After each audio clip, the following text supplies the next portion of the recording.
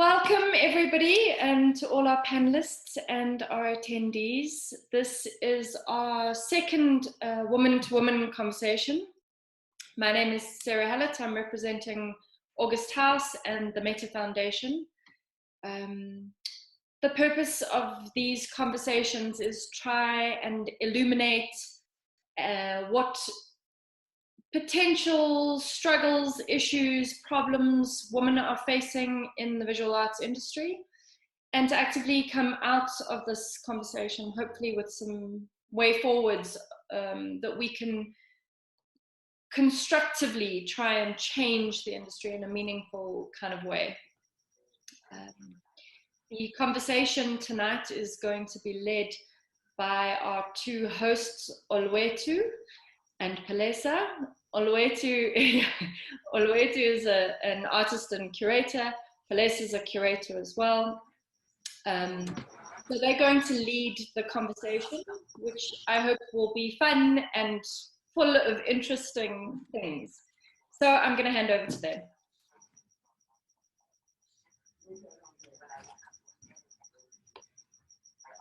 Hi everyone, how are you?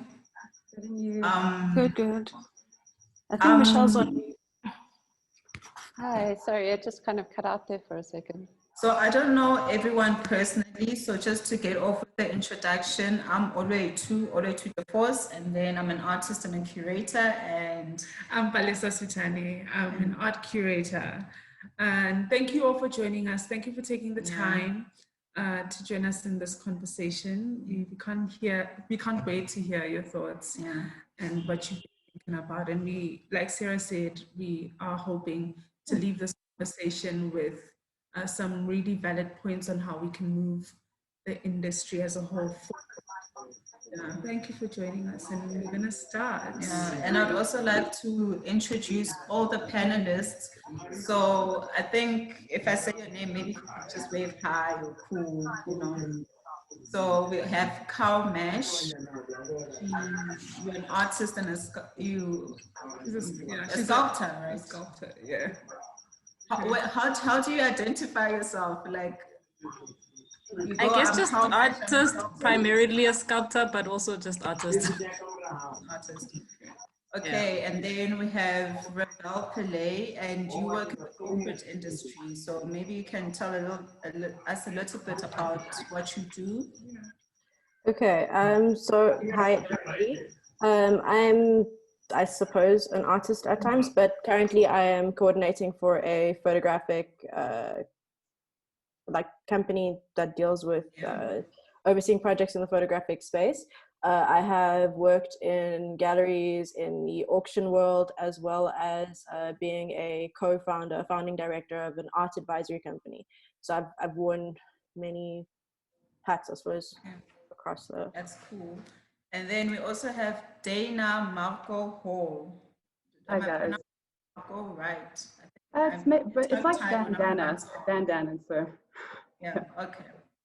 And Dana, you're an artist. You work with abstract work quite a lot. You work with ink and glue, right?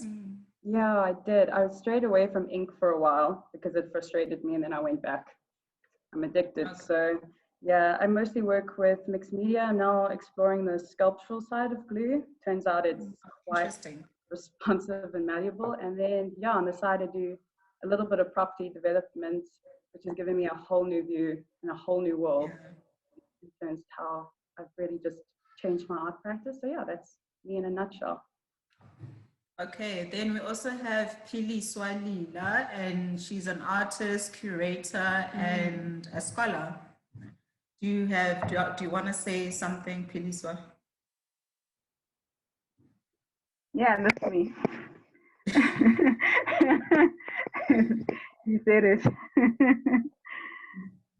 Okay, and also Michele Rolstone. Hi. I don't think we've met. Yeah. Not officially, but I am currently based at August House. I'm an artist and printmaker. But again, I think artist is probably the better term because it's, it's broader, I guess. I work a little bit in sculpture, a little bit in mixed media, and pretty much whatever. Okay, that's great. And then last but not least, we have Nyakallo Maleke. Do you want to say something about yourself? Hi, it's Nyakallo Maleke. Yeah, I'm a multidisciplinary artist, also based in working at August House at the moment. Yeah, so I work across all disciplines. Yeah.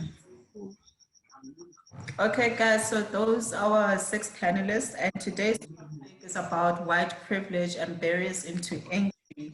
So basically it came about because the art industry is predominantly male dominated, and we just want to have a woman-to-woman conversation about how we can navigate our way through the industry and how we can encourage each other or advise each other to basically navigate our way through the industry, and just discussing the challenges that we come across, also in terms of white supremacy. Is there something you want to add, Palesa? No. So then we'll dive right into our first question. Yes, so we have a number of questions for you all, and we will direct the question to specific people. And if you would like to add something, you're more than welcome to. But how it works is that we would like all of you to put yourselves on mute so we don't get any background noise. And when we direct a question to you, you unmute yourself and you answer. Thank you. Thank you very much. So the first question, Olwethu. What challenges have you come across that you felt if you were male, you wouldn't have come across it? So we're going to start with Philiswa.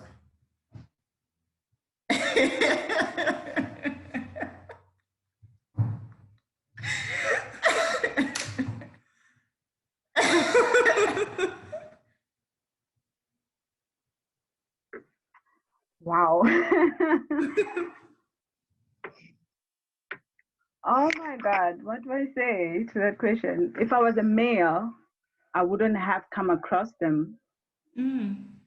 What challenges have you come across that you feel you wouldn't have experienced if you were male? If I'm a male?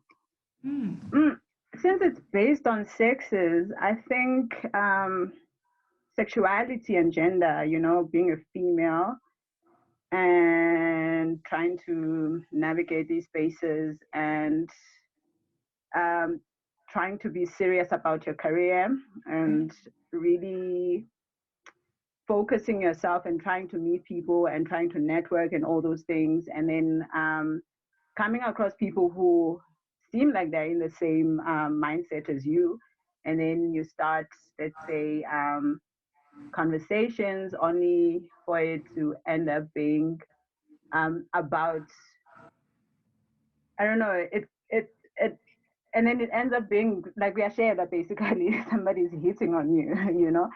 I think since it's male and females, that's why I'm bringing it to the gender identities. I think that's one of the biggest challenges within the industry, which I don't think a lot of men kind of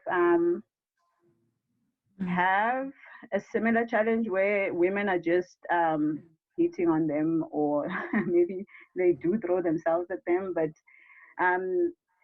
not to the extent where you are focused on your career and you've made it clear, even when you've told the person that, okay, fine, I see what you're talking about, but I'm not interested in that. And then you see even the conversations dying down in terms of the project that you're building, only because you are not interested in any sexual pleasures with a person. So I think, yeah. Michele, what challenges have you come across? I think for me, it's maybe in a slightly different context, but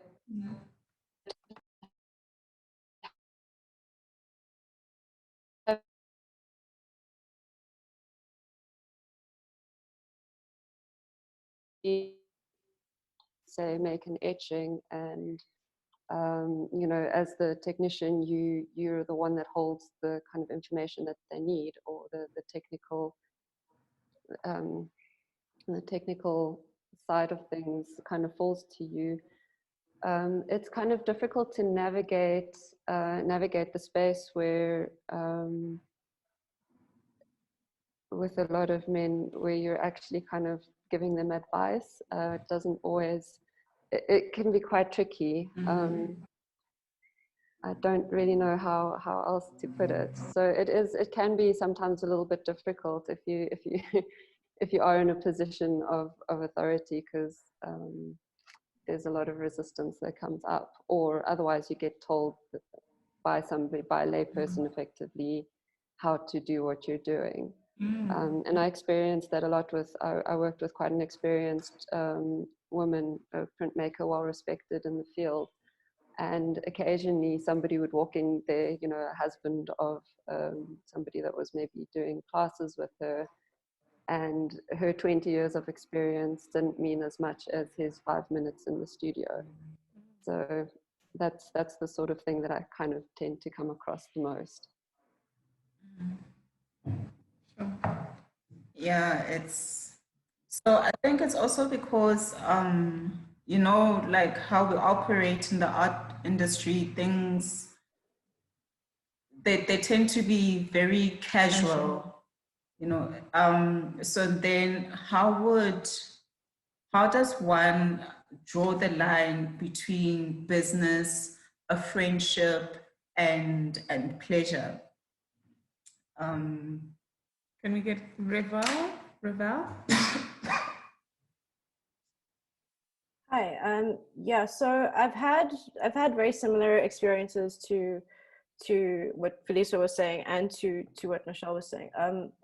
A lot of the time, I found in my own personal experience that yes, men in a sort of peripheral, like to you as the person with the experience or whatever, kind of. I've had people hitting on me. I've had people saying, "Oh, well, I want to buy art, or I want to collaborate on something with you," and it does become a very threatening, very kind of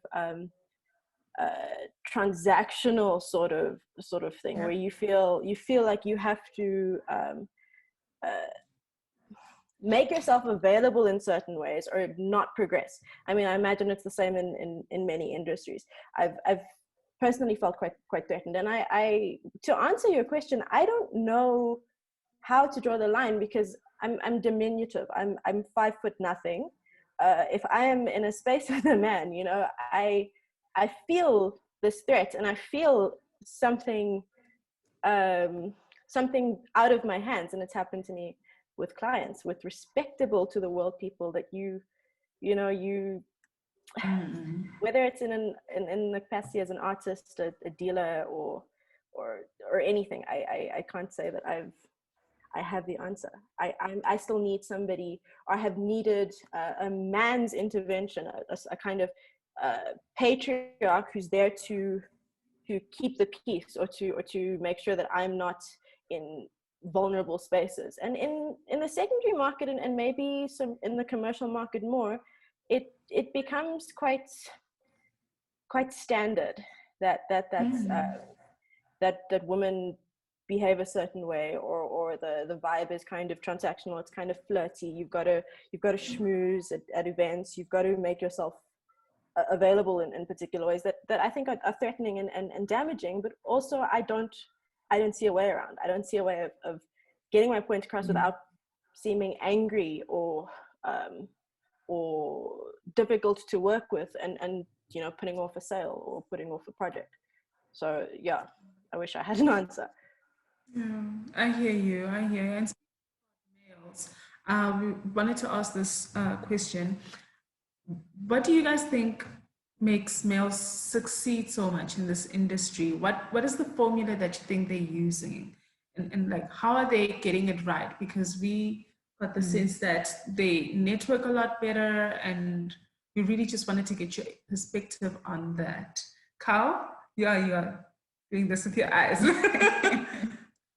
I don't know. I just feel as though we come from like an industry where the male is more trusted because of how much they've been exposed to or been shown. So I don't think it's so much about even socializing. I just think, like you said, we've obviously got the barrier where it's a sexualized thing. So sometimes you'd obviously run away from the situation rather than even be exposed. I mean, my safety first.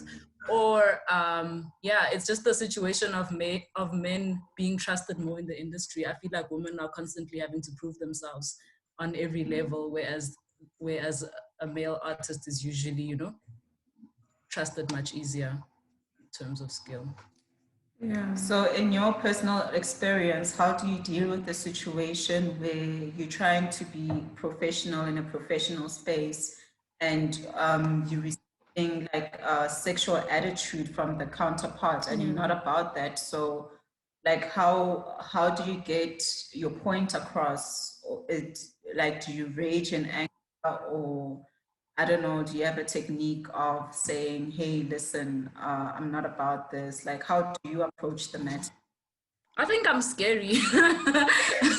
I think most people are more intrigued with why I look so strange rather than, you know, and I think that maybe I've just misread science, but I usually just dismiss the idea of like a sexualized conversation. And I think that's kind of just worked in my advantage. So I'm not as unlucky as the most of us. But I mean, I've seen it in play with people that I've been around, and, you know, it doesn't look like an easy thing to navigate anyway.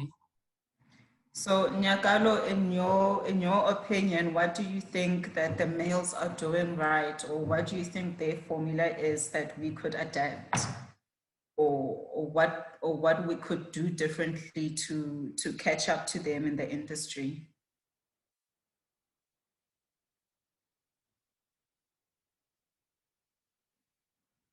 You're on mute, sorry. You're on mute. I wouldn't say that the males are doing it right. I think it's just a question of ego, and also the fact that, you know, men have this weird wolf pack approach to things. I don't know, they support each other, and I think, you know, it's about presence as well. And I wouldn't really say that women artists are, you know, it's something that we should kind of look down on ourselves on, to say that we are not in any way trying to match them. I think it's just that the system has never really created space for women, and it's now that there's more of us coming into the space, we find ourselves having to really fight to be in that space. And yes, you will encounter those moments where, you know, you get these sexual advances, or men saying comments that imply things that you don't really understand. But I wouldn't say that they're getting it right. I think we just have to shout louder. I think that's the position that we are kind of being forced into at the moment. On that note, Nyakallo, I wanted to ask you, the general perspective of art practitioners is that male artists sell. That's just what I think.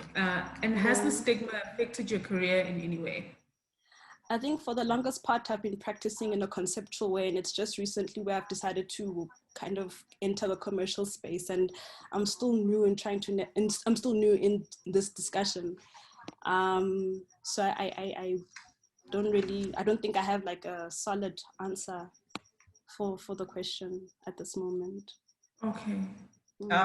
Has it affected your career? The stigma of, it's not even a perception, it's just it's a reality. So has it affected your career in any way? And sometimes, you know, it can be like a psychological effect. It doesn't necessarily have to be something that physically manifested.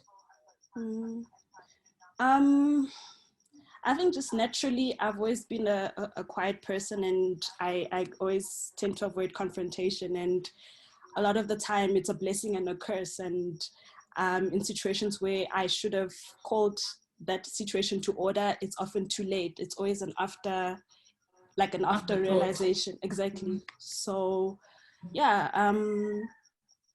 it's something that I'm still trying to navigate through. And I think I often find myself you know, the line is usually, you know, being polite versus being aggressive. You know, how do you,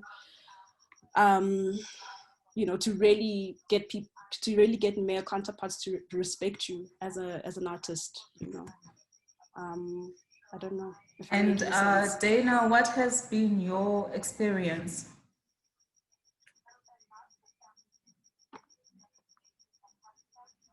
Is that in terms of my experience with my disadvantage in comparison to my male yes, artist comrades? Okay.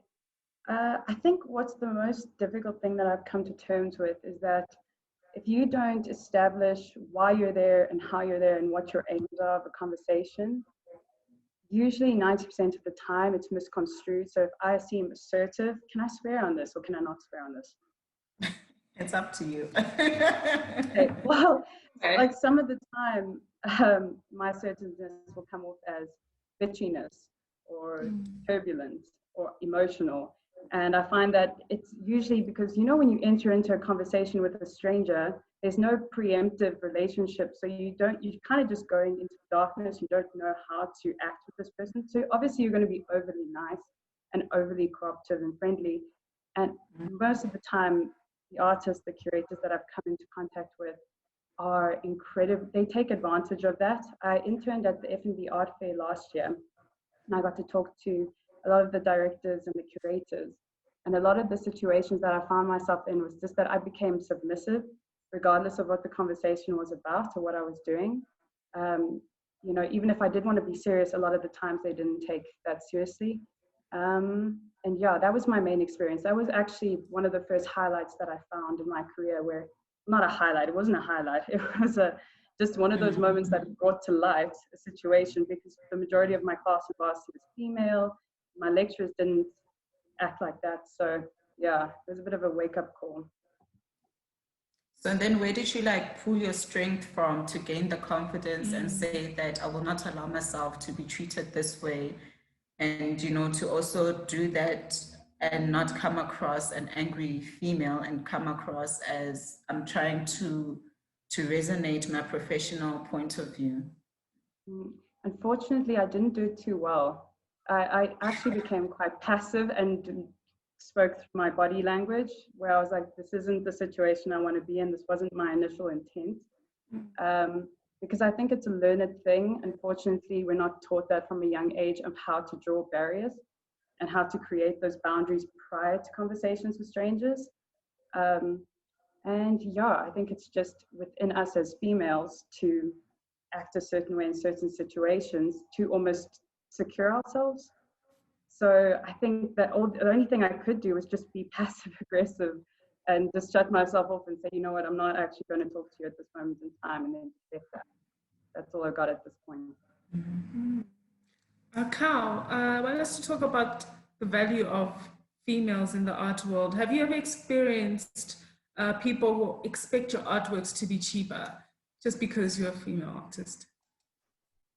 Yeah, also not just in, definitely yes, but also I think in terms of commission as well, where people feel like, you know, oh, it's just an inexperienced female. Let's see if we can get a something like this out of this project. And if not that, then it's usually, I think that to some extent there needs to be a fine line drawn between like mentorship and exploitation, because to some extent it becomes, you know, if we do it in the light of mentorship, and then because she's a Black female and maybe it's trendy right now, you know, we can also get away with having her, you know, with having her work also not paid as much because she's learning something from it. But yeah, so in that sense, I feel like there has been the expectation of being priced less. Michelle, have you ever experienced a similar situation where people expect your works to be cheaper just because you're female? I would say probably not actually that much, but what I have discovered in the meantime though is that women do tend to underprice themselves quite a lot. So I don't know if it's that maybe, and I don't know if I could speak for everyone here, but for me, I kind of came into the arts market quite apologetically. And yeah, I don't know. I think from what I've seen looking around, that there does seem to be a bit of a discrepancy between men entering the market and women entering the market. So women do tend to price less than men do. And I don't know if it's, I don't know if it is something about being apologetic or just feeling as though, or just valuing your work differently, or if it's just, you know, an ego thing, which I think somebody mentioned, where men feel more comfortable asking higher prices. Yeah, on that note, Michele, do you think that this is some kind of energy that female artists kind of project? Like, you're talking about how when you're entering a market and you kind of underprice your works, and men don't generally do the same thing. Do you feel that it's an energy that women project themselves due to lack of confidence in relation to our male peers? Well, I think it's difficult to kind of have a kind of umbrella idea like that, because I think there are some people who, I don't know how, but navigate it slightly differently. There are women that I know that have no problem asking, but you know, then there's quite a substantial amount of other women that I know that are definitely underselling themselves. And I do think that there is a massive confidence issue for a lot of women, and it is, you know, I think because there is such a history of it being patriarchal, that maybe on some level or subconsciously there is something that we need to work on there. But yeah, for sure. I mean, that feedback I've had for my own work is that the prices aren't right. So that moment when you realize that actually you are underselling yourself, and obviously, you know, in like when you're pricing your work, you know, when you increase your prices, you have to increase them like gradually. You don't necessarily just go from like 2,000 to like 20,000. So, but then at the same time, because you had that realization that you had been underselling your artwork, did you just sit back and say, okay, eventually now I'm more confident and I'll grow to the amount where you feel that your work is worth, or where you're like, actually, this is bullshit, I'm no longer selling for 2,000, I'm going to increase my prices directly to the 10,000? Well, I think there's actually a number of ways you can approach it. So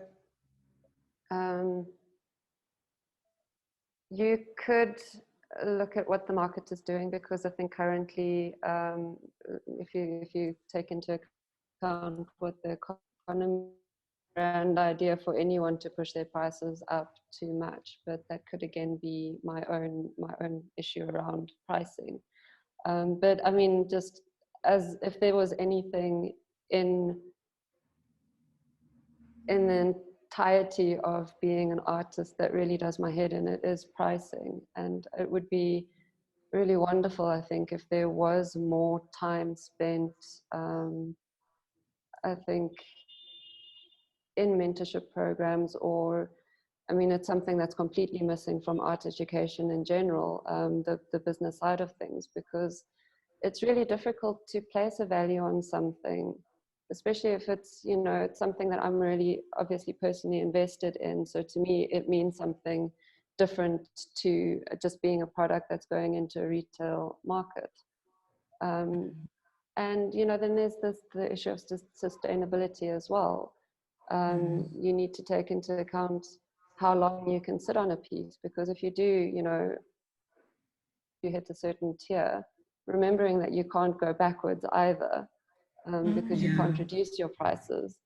You can easily sit on a work for a year before it sells, and you know, you need to pay the bills in the meantime as well. So, I mean, if anybody else has advice about pricing, I'd be happy to hear. Yeah. On that note, Rivel, do you have any thoughts on whose responsibility it might be to change this, especially women's thoughts around pricing and underpricing their works and guiding them through this? Whose responsibility do you think it is? Well, I mean, it's difficult to think of all the factors that go into an artist's selling price. There's a number of things that I imagine everybody's familiar with, namely your shows, what your experiences, and all the mentorships and whatever you've been doing. But that said, there are many crap white male artists currently earning lots and lots of money and being signed to blue chip galleries. Well, our blue chip galleries, and some in South Africa. I mean, I can tell you that I don't know if Nyakallo would have anything to say to this, that from our experience just at art school, you know, from a very large female class, men, or even the classes above or below, men tended to have their ideas better considered or thought out, or had more attention from lecturers, and that may not be my own personal beef, but I'm just saying.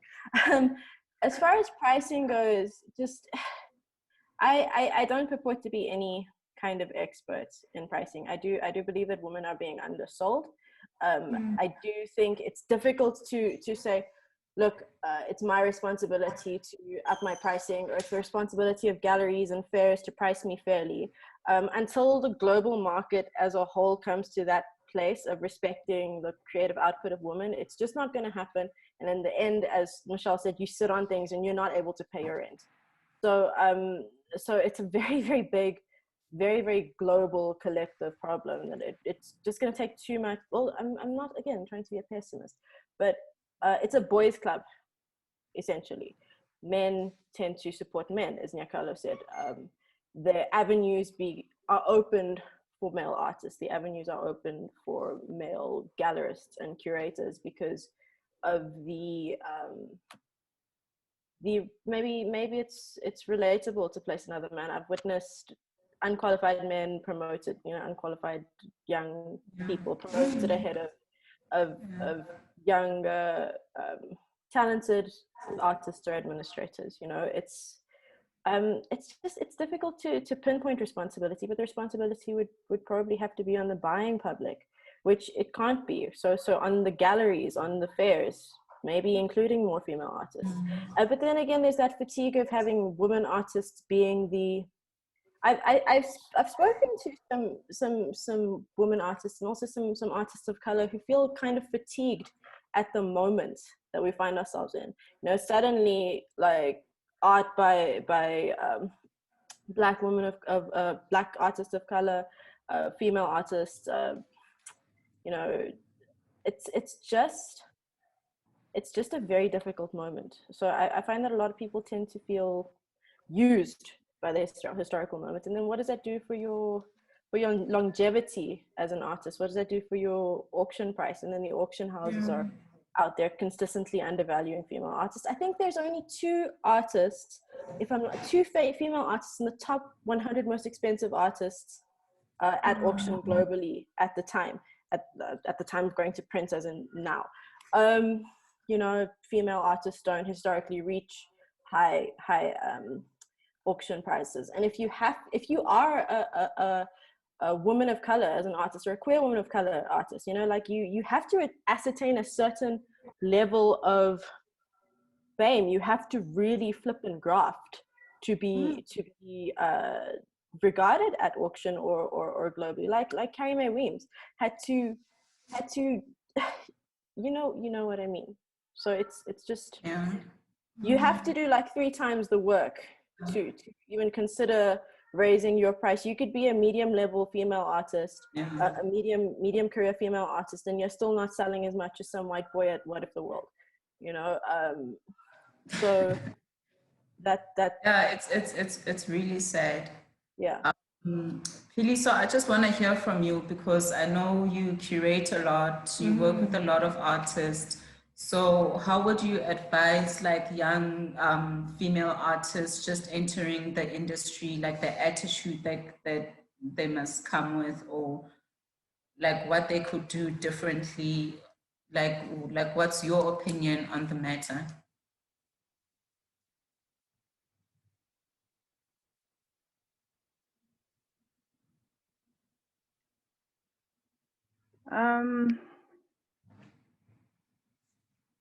I think since Nyakallo already said there's a lot of us now, it would be best. What is this? Sorry. I don't know. I think for me, sometimes, yes, you can, we usually come in with a lot of, let's say there's an artist who inspires you. There were a few back then when I was in my undergrad, but now there's a lot, and you can just find that inspiration, find that mentor, but also come and always be building your own confidence in terms of your work, because we get really emotional about our work.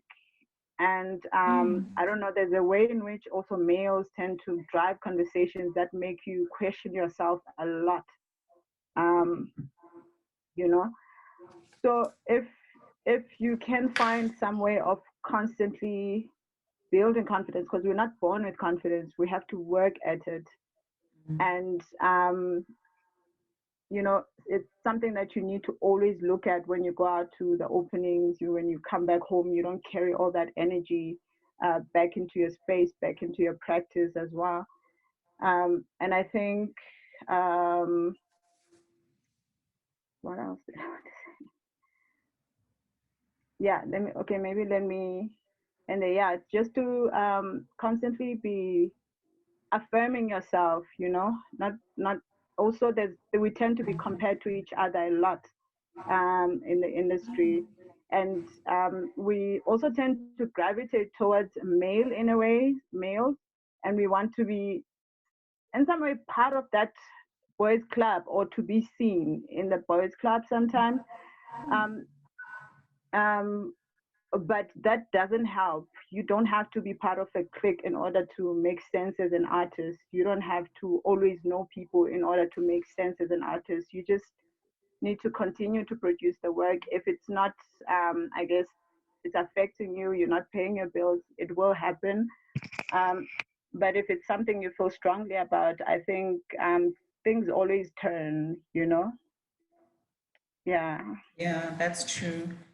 So on that note, Dana, in your experience, what is the general attitude of females helping other females in the art industry? Do you get like positive vibes or negative vibes? What has been your experience? My experience has actually been incredibly positive. I started off my first year with 30 people in my class, 28 girls and 2 boys. So I learned from a very young stage in my career how to navigate women who are considerably more complex artists in a lot of ways. Specifically at that time in our lives, we're going through so much. We're trying to figure out what we're doing, why we're doing this, and there's a lot of camaraderie in that. And I felt like that has followed me outside of varsity. I haven't been as much in the art industry as I wish that I was for the past 2 years, but from the women that I've met have been very supportive. Not to sound sappy, but from what I've seen and from what I saw at the fairs that I worked at last year, it just seems like there's a general understanding that can kind of link individual experiences beyond race or gender in terms of, obviously, gender specific. This specific question is gendered and women's individual experiences, but I don't know, I just found a familiarity with them. So yeah, it's been generally I was positive. just having a conversation earlier with fellow artists, and we were speaking about the very same topic, which is how the question also came about, that like in the industry, we felt that like white people are for white people and black males are for black males. And as coming from a black female artist perspective, obviously, I'm not sure whether it also happens with white females. There's also like a sense of jealousy or like hoarding opportunities. What in my experience, I've experienced like both positive and negative. I've experienced where people like really cheer me on and appreciate what I do. And then you also experience where you come across another colleague or an artist in the industry, and you get that vibe of, if you did a project, it's how could she have done this? Who helped her? Maybe who did she sleep with? So instead of just congratulating you and saying, you know, well done, like people don't think that you could have gotten where you have gotten or done what you have gotten without the help of a male figure or some sort of an assistant. So instead of applauding you, they applaud you cynically. Let me rather say. It's so kind of like a this enemy. way the question came in. Yeah. So maybe Nyakallo, you could share your experience whether in your opinion, females helping other females, do you get positive vibes from it, negative vibes from it? You're on mute again. I think the support from females has been consistent starting from art school up until now. I think even though I've had my moments of being in and out of the art world, like my quiet moments, the camaraderie is still present, because I think we know what it's like. We know the experiences are sometimes mutual, you know, and I think we just need, maybe that sisterhood is what can keep us going, you know. So yeah, definitely, because I was just saying it also starts with our attitude. If we treat and value ourselves better, and you know, it's the same attitude then we'll receive from, we'll get treated better. We'll get treated better the way we want to get treated if we treat ourselves. So I was just telling Palesa earlier on, it basically also starts with a change in our attitude to value ourselves more, to be more confident, to build up some way, and basically to treat each other better as female artists and appreciate each other.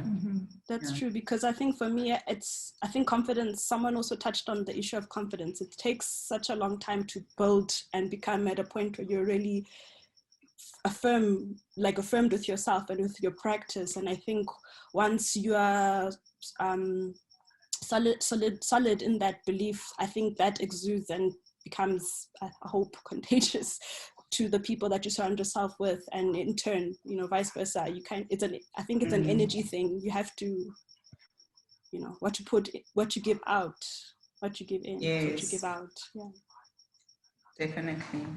Okay, so we also were speaking about white privilege, especially in the spaces that we find ourselves in, that being galleries, which wherever else art is exhibited in the art world completely. And it's something that we felt that we do need to address and have a conversation about. So we wanted to ask Michele and Dana if you consider yourself privileged as a white woman. Michele, you can go first. Well, I think in certain respects, yes. I think there is still, obviously, there are privileges that I have been afforded, but at the same time, I think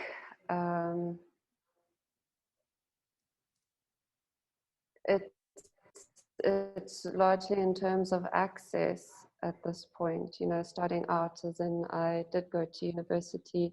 I have, you know, been able to travel a little bit, and I think So definitely some spaces, I don't know if it's just a white thing or if it's more than that, but I do realize that there are some spaces where it is an issue. Dana? I sat with this for quite a while when you first sent me the message, and I'm a bit data crazy. So if you guys have a little bit of time, I didn't do a lot because I realized that this was quite tedious.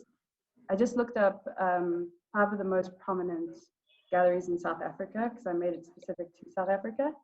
And I basically just wanted to find out exactly the demographics of our galleries as they stand in August 2020.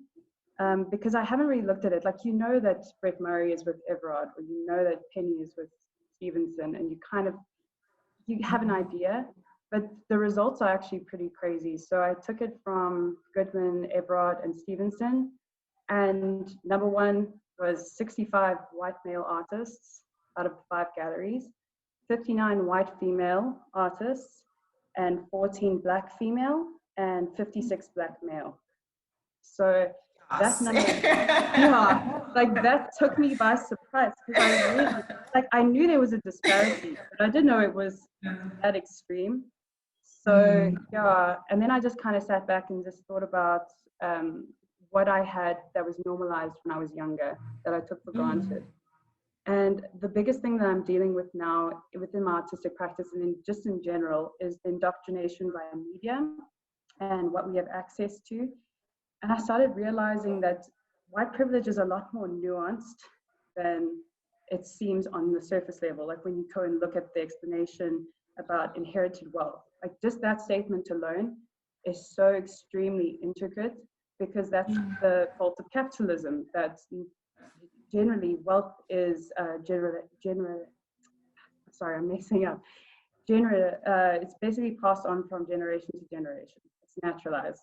Sorry. I haven't spoken in a while, guys. I sit in silence the majority of my days. But yeah, so what I found that a lot of our problems stem with what we see in our everyday life.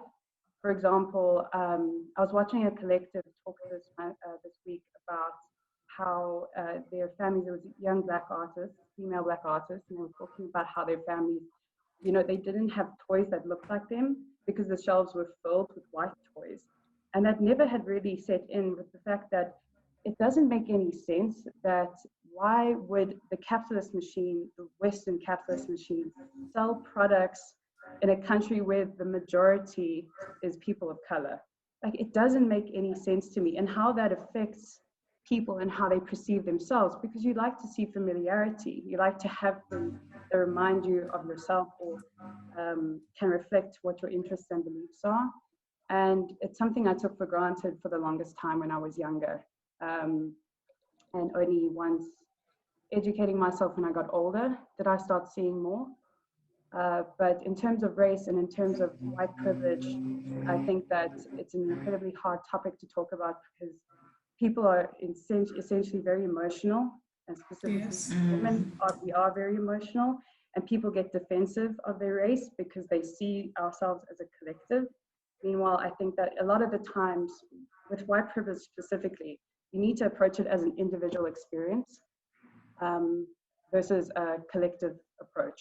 So I think I said a lot of random things in there. I'm sorry about that, but yeah, no. It's a lot of relevant random things, and thank you for actually going out of your way to do the research. No. Yeah, it's interesting, guys. It was fascinating to see, because because it was quite tedious, because it's not like, you know, these portfolios are easily accessible. They usually just have a list of names.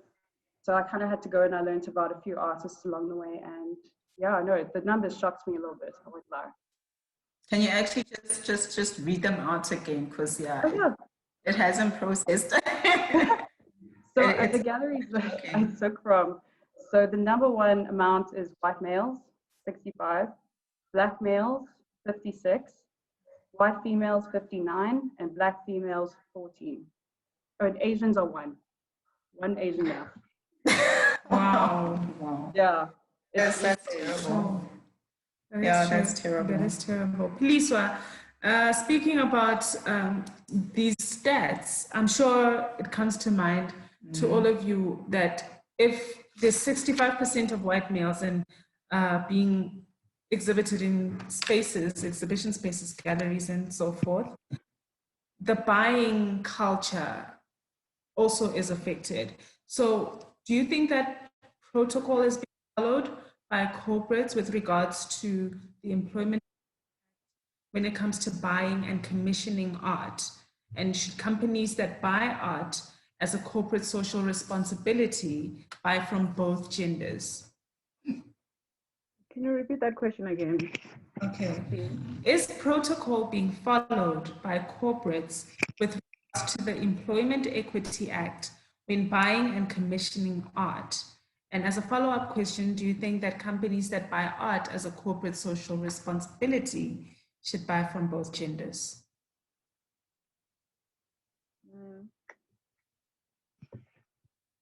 I don't know. I don't have a background on how companies buy art, to be honest. As much as I curated, I didn't sell art. It was projects that I did that were not focused on or based on selling art, and things I commissioned, because I haven't done commissions on my end as well. So I'm not sure if I will answer your question in terms of them buying both females and males. But what I can say with companies where, let's say, there's a show, right?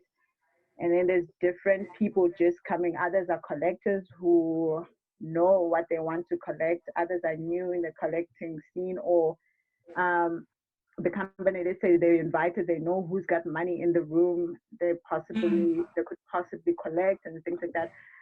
Where it has frustrated me in events like that is when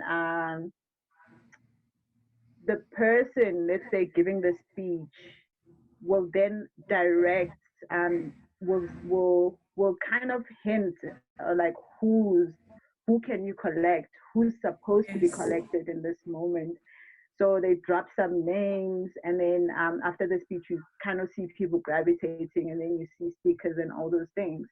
And that can come from the person invited to speak, or from, let's say, the company itself, the company who are organizing the exhibition. Even it's a gallery, if it's a gallery, right? So somebody, like, they'll speak in those ways where they kind of direct on who you should collect and why, and you feel like, and you are there, and your work is kind of ignored in that moment, even when a person, let's say, was interested in your work in the beginning, before the speeches and all the other conversations that are taking place. So in terms of collecting, I'm not sure in terms of how they collect. I want to direct the question again to Rivel, and then I want to come to you, Carl. Let's start with Rivel.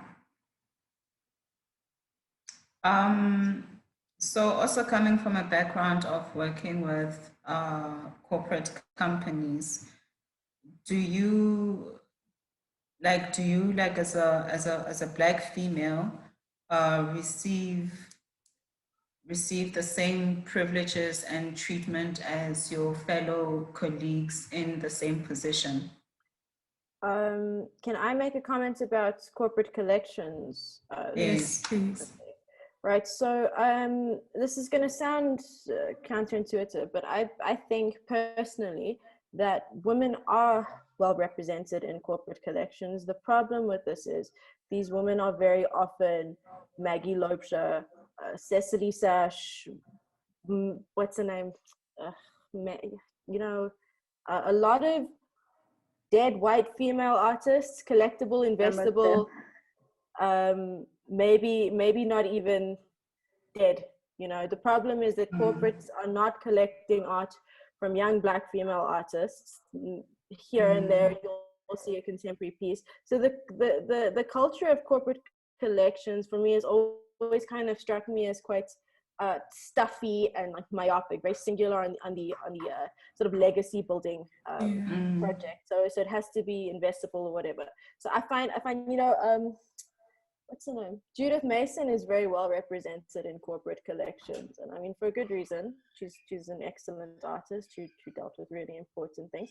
But at the same time, you've got lots of Dumas prints and lots of pennies, lots of yeah. So that is my feedback on the corporate collections. I don't think that women are underrepresented based on, I suppose, I don't have statistics. If I looked at the statistics and was proven wrong, I'd gladly eat that humble pie. But I do think there are lots of women in collections, just not the ones that should be there. Also, as the follow-up question was, sorry. So in terms of the Employment Equity Act, when you were in a company, do you think that you were given the same treatment and privileges that should have been awarded to you, like in the position that you were in, or was it just in terms of showing face that we are a diverse company but treated differently? So I mean, I'm not in the secondary markets any longer, but I think in that corporate like commercial space, there is a lot of, especially for private companies, there's a lot of leeway. You don't really have to. You've got to hire a person of color. You've got to have somebody on the books. Hopefully it's the best person for the job, but it really isn't about getting the right person.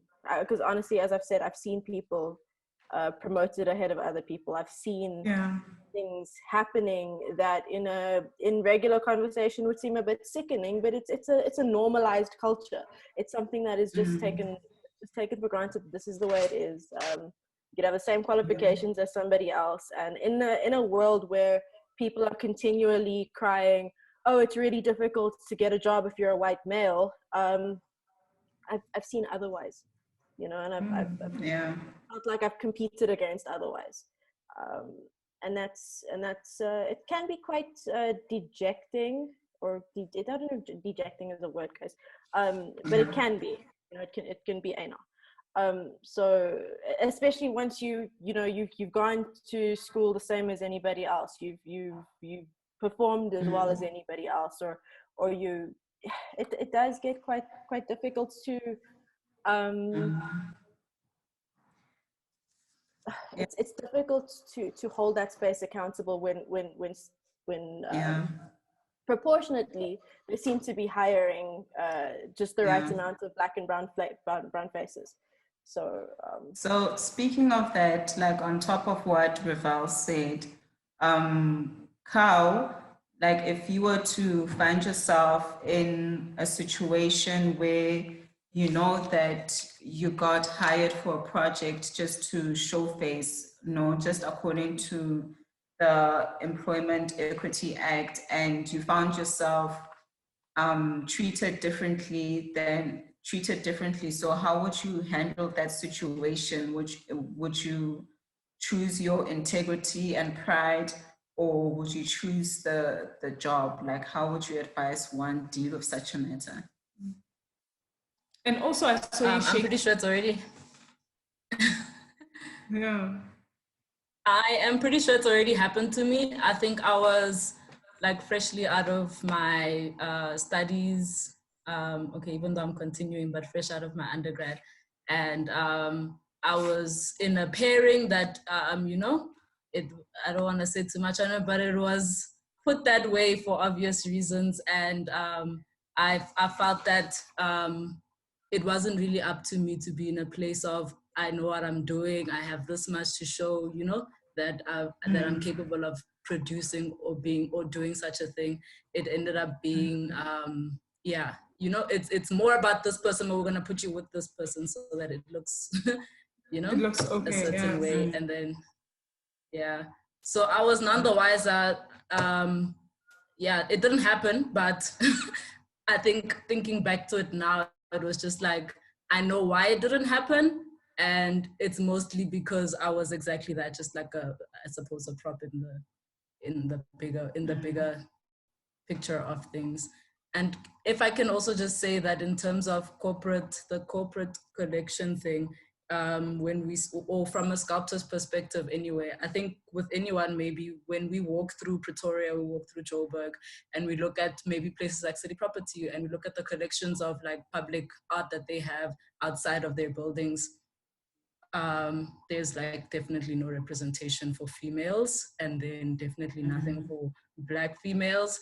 So yeah, I think that if we're talking about what equity, that one, hiring, yeah, I don't know who's on the committees of hiring these people, if it's just the thing of we like this artist and you know, or we saw it in this other building, so we're going to put him in all our buildings. Or, you know, I think it's also a thing of females being expected to do the traditional way of what public art looks like in terms of what men have created, and nobody giving the opportunity to females exploring. I mean, there's always this idea of, especially in sculpture, you need to do what the men do and get your art to be, you know, your sculptures to be that way. But what if somebody gave us the opportunity to explore our femininity, even within our works and publicly speaking outside, you know, like, what would that look like, and why isn't that opportunity being given, like, to be explored? Yeah. Dana, you wanted to say something? Sorry, I was just distracted. I was writing down as you guys were speaking. I also wrote this down whilst I was looking into it, and what you guys said about affirmative action in terms of people meeting a quota. The issue that I had with that, and what I found in most of the projects that I've seen being carried out, is that I think if you're going to pick someone because they're a Black female, I think it needs to be specific in terms of you care about their individual experience and their voice as a person, not because, you know, it saves space or you're meeting a cultural quota. And exact same if I got accepted for a foreign residency because I'm white, that negates what I've been through as a white South African completely. Now you're just lumping me in with something that I might not even completely agree with. And I think that that is transferable to a lot of things that are happening, or maybe not happening with the stats.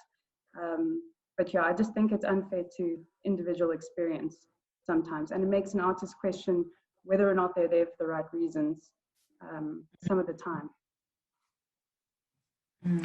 Sure. That's that's very, very good. That's true. So I wanted to also ask, let's go to Nyakallo. Nyakallo, how do you not come across as an angry female when you voice your opinions in academia? Oh, that's a big question.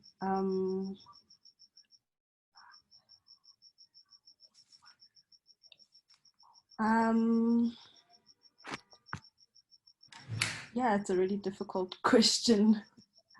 Yeah, because I'm sure like there's certain things that happen within a classroom setting that trigger you, I want to say, and then you want to voice out your opinions, but then if you do, then you're seen as the angry woman. Or the uptight one. Yeah, or they say, oh, it's that time of the month and this is why they're acting up. No.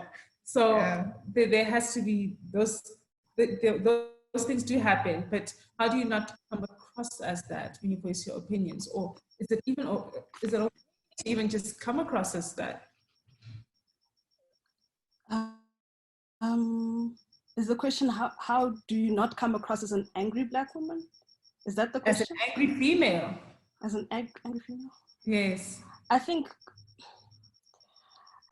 because earlier I was saying that I'm usually a very quiet person, I always avoid confrontation, and I think in most of the times, in situations where I should have spoken out, I've always kept quiet about a lot of things and dealt with it internally. So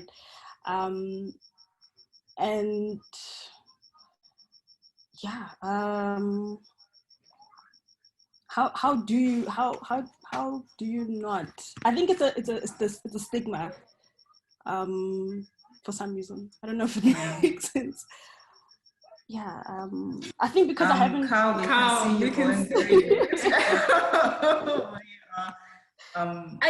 I guess it is just, I mean, we're speaking about confidence of Black women or just women in general in the industry. And part of confidence is also just being angry and showing that you're angry, because why must we hold it back? And how many men, I mean, not even just in the art industry, just in the public eye, are usually glorified for being these angry people and speaking their mind, you know? How we can even say Kanye West with it, or, you know, but we can't say, you know, a woman's name in that category. So be angry, show your anger in public, you know, like I don't agree with, I'm saying this like so loud and proud as if in public I'm gonna be like, ah! But I think that if you've got it in you to be angry, like I would love to see anger in public more from females.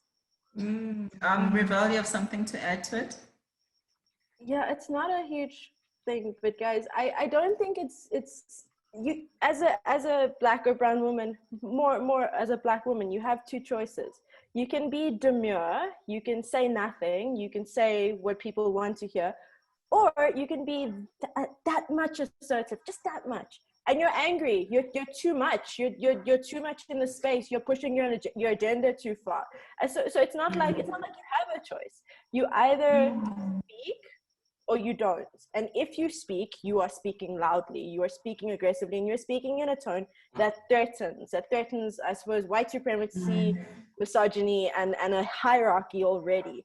So that is already aggressive. That's already damaging and scary to whoever. So you have two choices.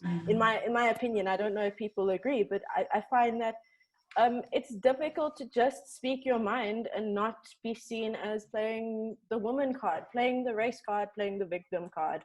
And these are your experiences, and you're an angry black or brown woman. This is just it.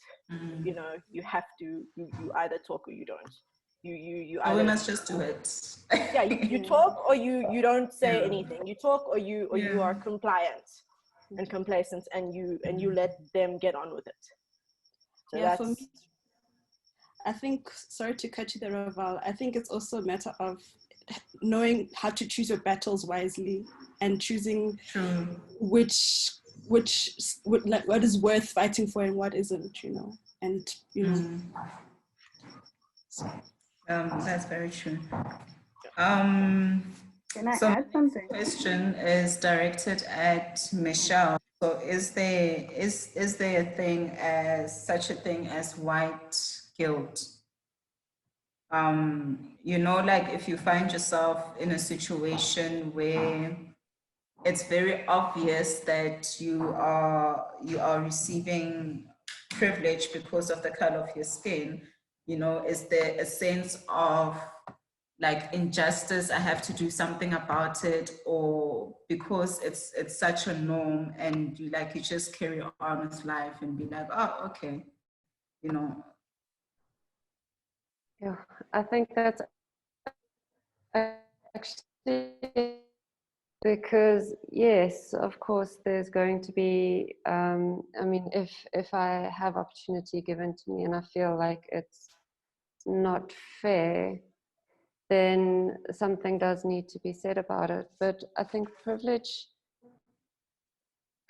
can act in much more subtle ways as well. And, you know, it's a difficult thing, I have to be honest, because if you have access to privilege, it's kind of like I don't want to call it a gift, it's not quite right, but you have access to something, so you have an opportunity to be responsible with that access and use it in a way that could be more beneficial in a larger, you know, in a broader sense, or you could walk away from it altogether. So it's a very difficult thing, actually. And I think that a lot of people that are afforded a lot of privilege don't realize the responsibility that comes with it. Because I think we should all be working to try and raise the bar, not lower it to the lowest common denominator. And Dana, what's your opinion on the matter? I think white guilt is also, like Michele said, it's nuanced and it's, or privilege is nuanced, and then white guilt is kind of like the hammer you get hit in the face when you realize the realities of some situations you find yourself in. But what I find problematic with white guilt is that some white people use it this as a starting point for virtue signaling, which doesn't solve the problem. Do you know what I mean? Like they try and say, without any concrete solution, they say, yes, I accept the white guilt. And then they do like this broad sweeping statements that doesn't actually result in any, specific change.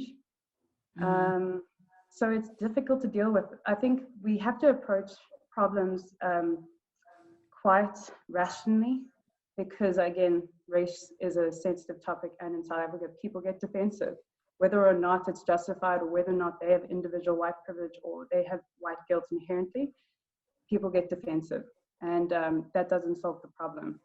So how I've tried to approach white guilt, and when people confront me with certain situations, I kind of want to say, there's two specific roads. There's empathy, which is as valid, and then there's problem solving, which is as valid. So I think just to determine that prior to a conversation about white guilt or a specific situation that incurs white privilege and white guilt, will just help create a better resolution.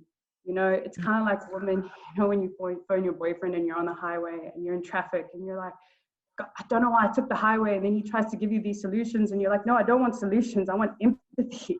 I want you to just say, I'm so sorry that you went through this kind of situation. You don't want solutions in that specific situation.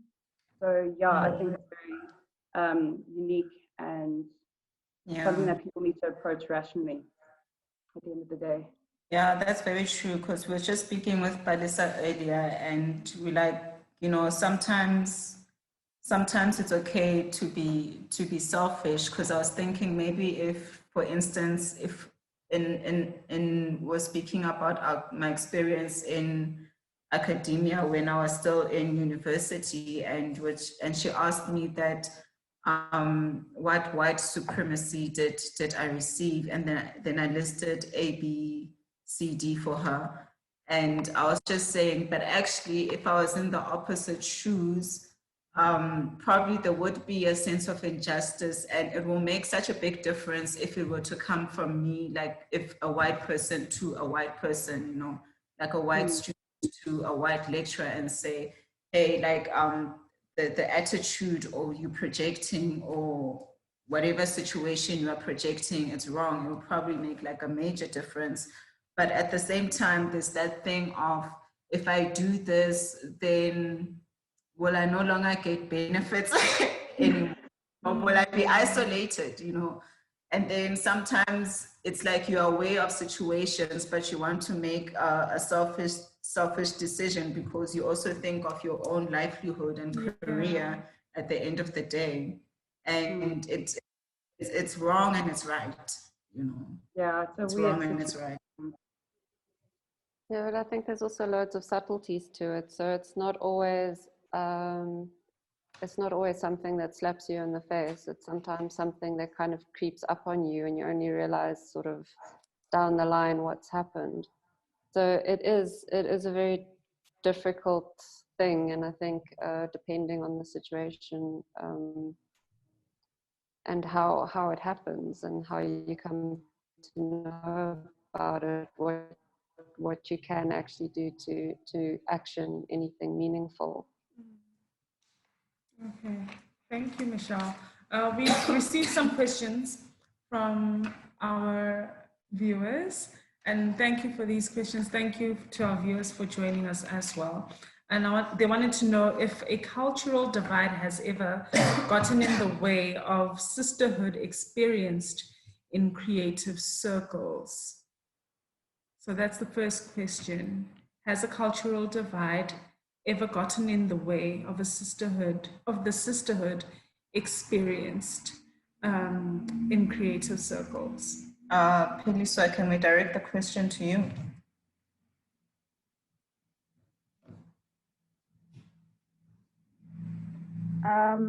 Definitely. And it's not just in sisterhood. Can you guys hear me? Yes. Okay.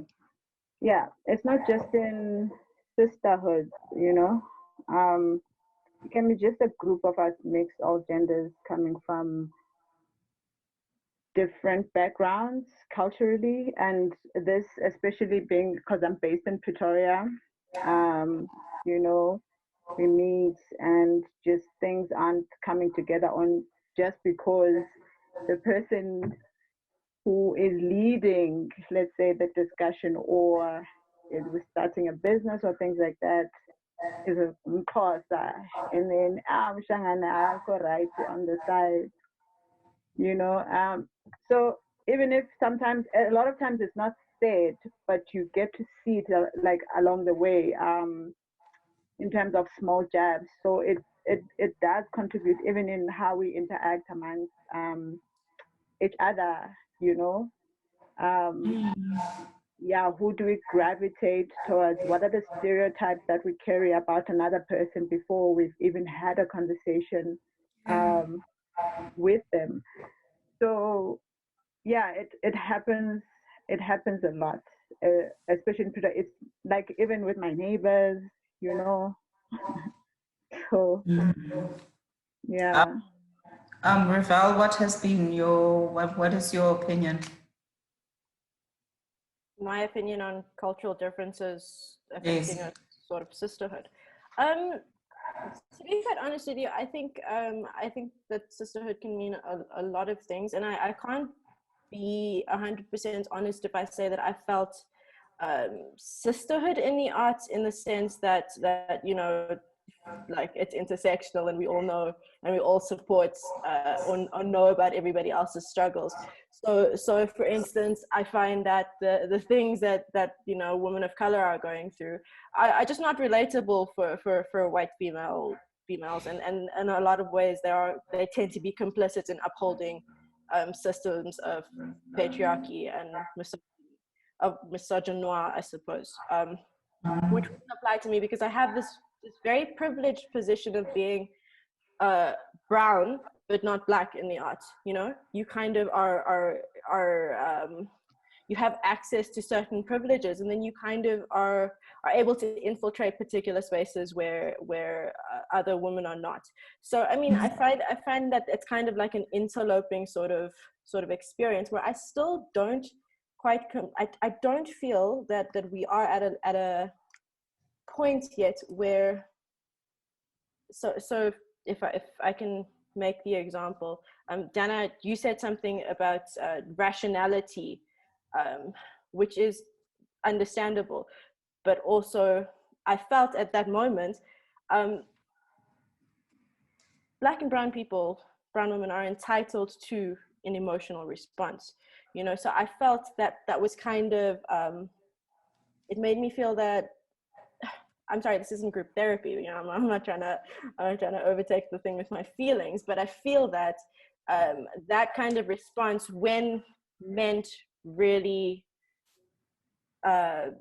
when meant in good stead, in as friendly a way, as understanding a way I want to present it to you, can also be quite damaging to people's narratives. So I don't feel that there is currently this is again not about the thing that you said, but about just generally. I don't think that I have had an experience of gradual intercultural sisterhood that goes beyond all borders, that we can all say, yes, I feel that every woman that I encounter in this industry is going to understand my position, you know, as a female of color working in it. So, I mean, again, but people are doing things to learn and unlearn. I don't know if I'm yapping too much about it, and I'm trying not to, but I feel that that learning is really important. And I don't know if it's happened to the point where I can believe that exists yet, but the work is being done. You know, so I don't know. Thank you, Rivel. We have a second question from one of our viewers. They're asking, do you think the conversation about promoting and uplifting the Black women can become counterproductive, and how do we avoid it? Michele? I think it goes back to the conversation about, you know, opportunities and quotas a little bit. So if you get to a position where you start asking, why am I here? Am I here for the right reasons?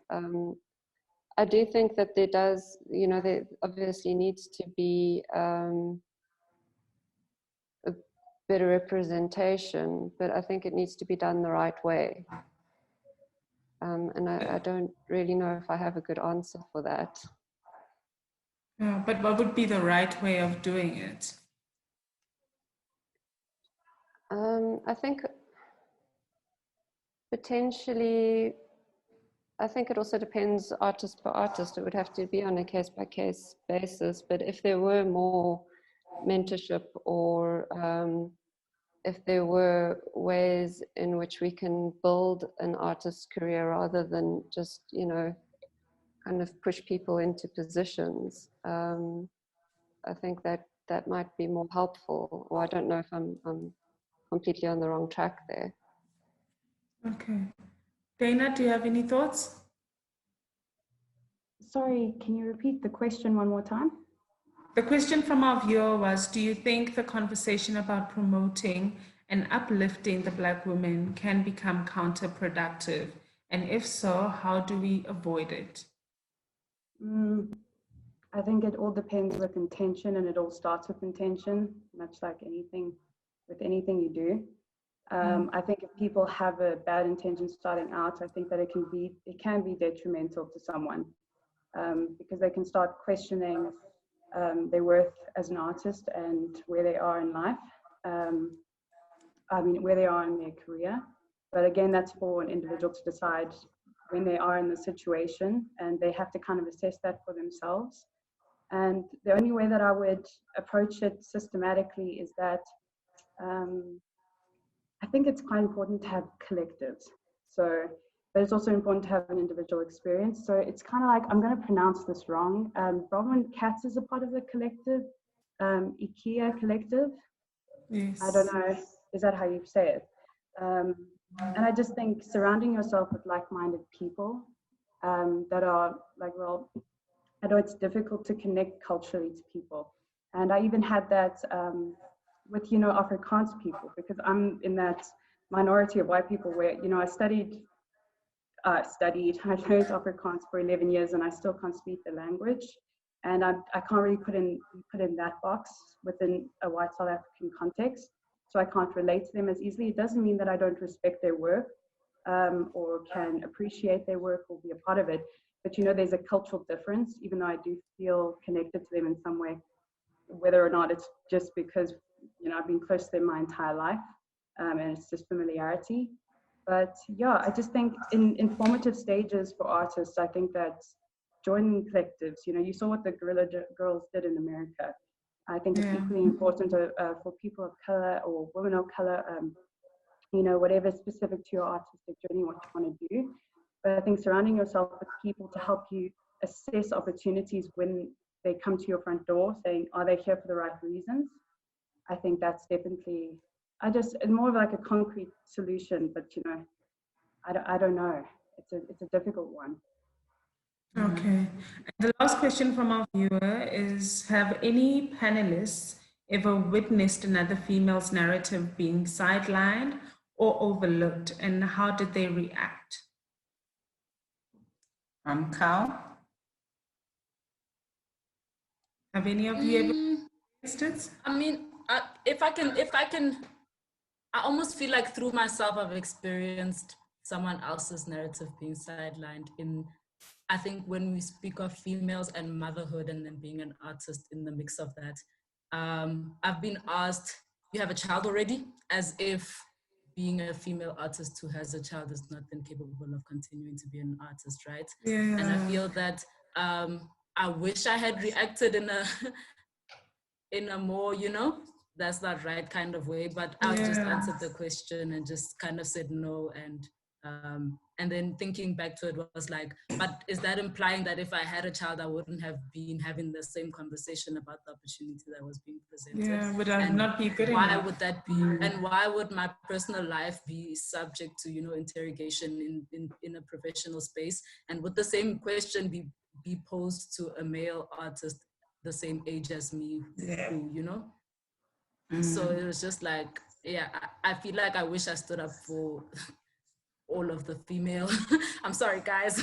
I could have done better, but I wish I had stood up for everyone who either has a child or is planning on having a child. I feel like the topic of motherhood, and even in terms of price, I think it goes across like a lot of little intersecting parts of an artist's life, because even in pricing, some people might invest more in the male artist because they feel as though women have children and then they stop their art career, which is total bullshit that, you know, can't be generalized to all females, even if it's something they have experienced. Like, so yeah, that's where I think. Thank you. Thank you all so much for joining us. Just one last question before I let you all go. Very quickly, in 10 seconds, can each of you just give us at least one thing we can actively do to change all of this? How would you advise female artists to insert themselves regardless of the male stigmas and the racial barriers? In 10 seconds, I want to start with Nyakallo.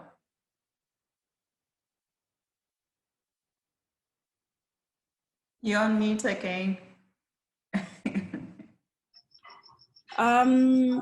Yeah, just really be consistent, believe in the work, believe in the process as well, and believe your thoughts, your opinions, they matter.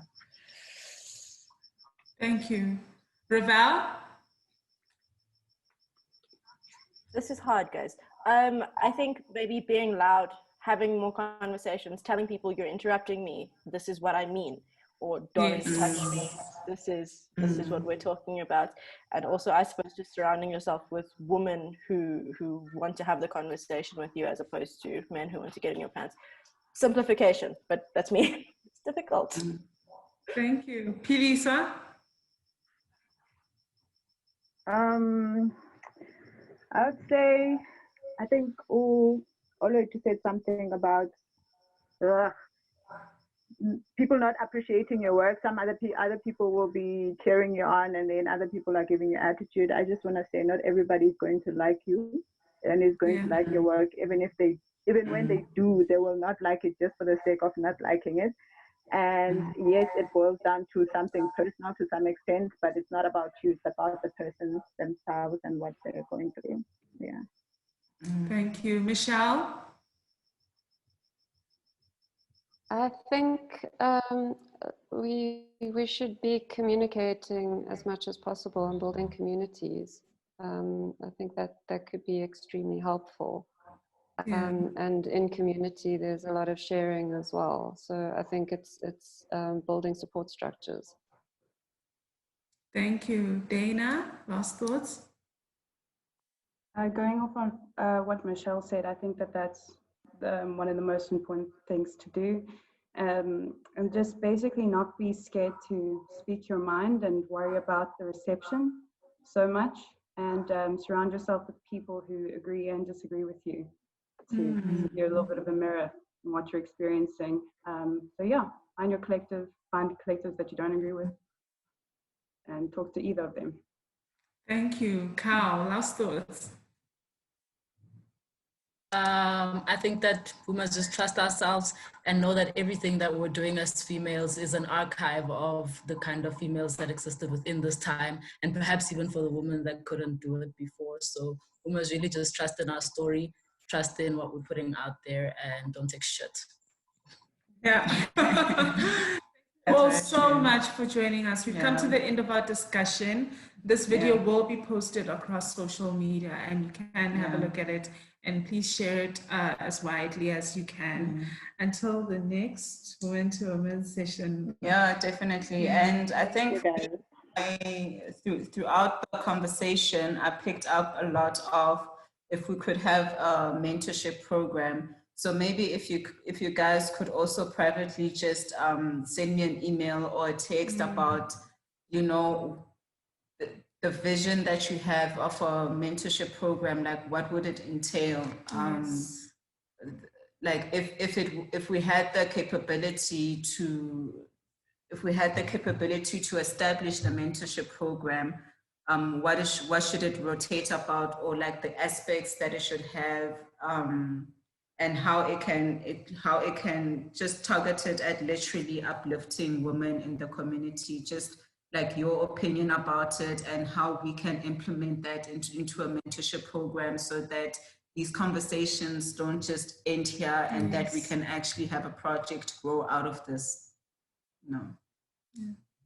Okay, guys, thank you so much for participating. Thank you for joining us and have a good evening. Good night. Good night, guys. Bye. Thanks, guys. Bye. Bye. Bye.